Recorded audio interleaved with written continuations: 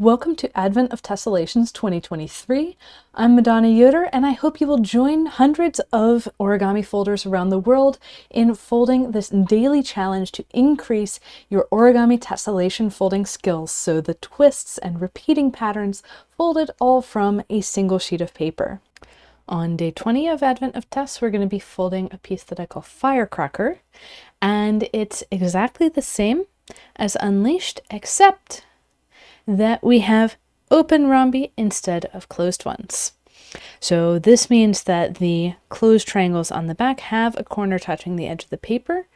So especially if you want to fold this with extra space between everything, do use a bigger grid. So we're folding on 16. You may be folding on whatever size grid you have. And we're going to start with an open hexagon twist, with those mountains hitting the right edge one space above the corner,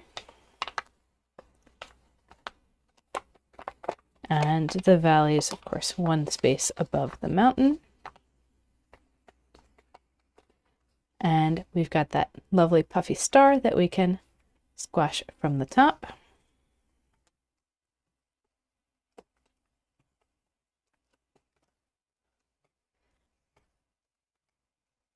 And now we're ready to dive into the rhombus twists. So I'm going to do the same thing that I've been doing when we have these rhombi or triangles super close to the hexagon, which is fold back a corner of the hexagon. So this is where that valley was. Our new valley will be one spacing away, which is why we're folding things back. And then we have our new mountain. And one of the things that I want to make salient here is that I'm going to have a anvil shape for my open rhombus. So this is a bigger shape than I would have for the central diamond of a closed rhombus. And notice how the flat edge of the anvil is sitting on my new mountain fold. And then instead of having a line going straight through, I'm going to have that shift over one. That mountain coming from the hexagon, and my opposite side of the anvil is going to be 2 spaces away from my mountain that I'm setting up in here. So once we have that in place, we can go ahead and squash.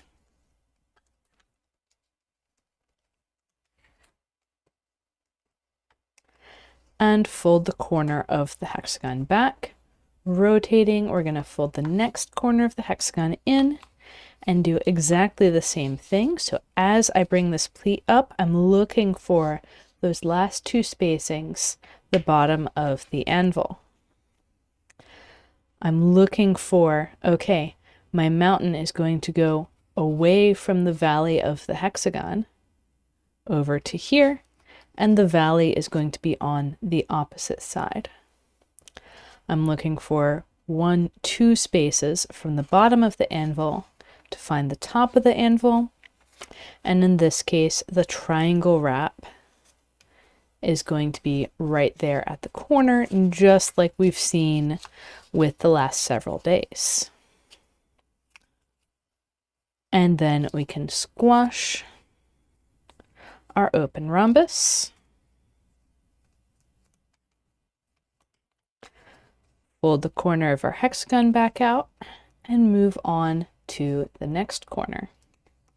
Again, as I set up this pleat, this is the pleat that determines the spacing. If I'm doing 1 spacing further out, then I don't need to fold the corner down because I would be freely able to fold without interference. But since I'm so dense I'm going to fold the corner over, look for these last two spacings, that's the bottom of the anvil. Then as this mountain comes out, I want to move it one away from the valley, with the valley on the far side. And I'm going to be counting 2 up from the bottom of the anvil to find the top of the anvil. And that's going to cause a triangle wrap right there at the corner. And squash.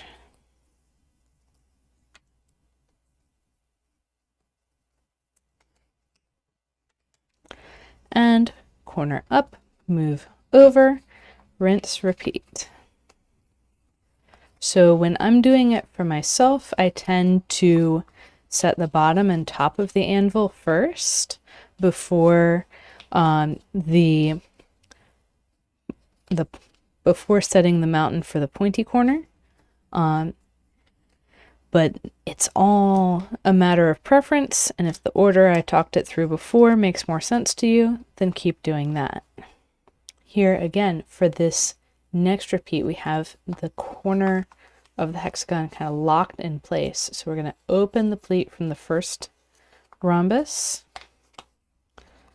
set up our new rhombus, and here it's far enough away that I can still lay things down on the table to squash.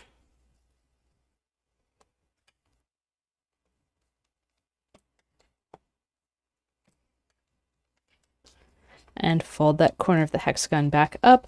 Now this time when I fold the corner of the hexagon down, I don't want to fold all the way through because there's not an existing fold through the rhombus there. So I'm just folding down the hexagon, but not the rhombus. I'm running my valley, popping down the mountain to set up the triangle wrap down below. I'm setting up the triangle wrap above. And I'm keeping, again, this rhombus super flexible, so I'm not folding it all the way back, but I'm letting the new layers pass underneath and doing some work with the bone folder to get that in smoothly.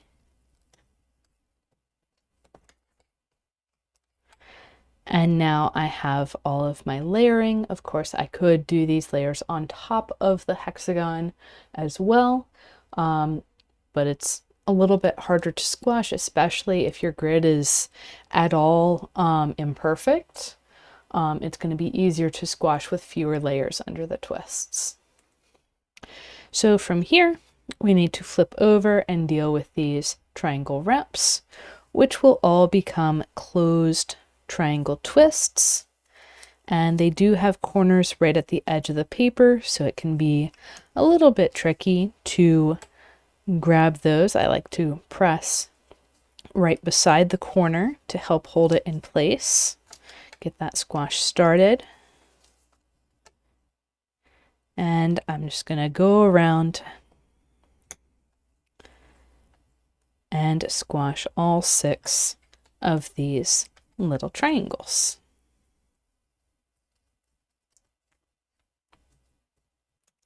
So the difference between today's mini tessellation Firecracker and yesterday's Unleashed is the size of the rhombus twist, which means that we get different holes in here on the different days. So with the closed rhombus, we got barely any hole at all. And with the open rhombus, we're getting lots and lots of hole. So that's pretty neat. And yeah, lots more to explore in this design space. Check out the short video on variations or alternate endings to see some more options. So happy folding, and see you tomorrow.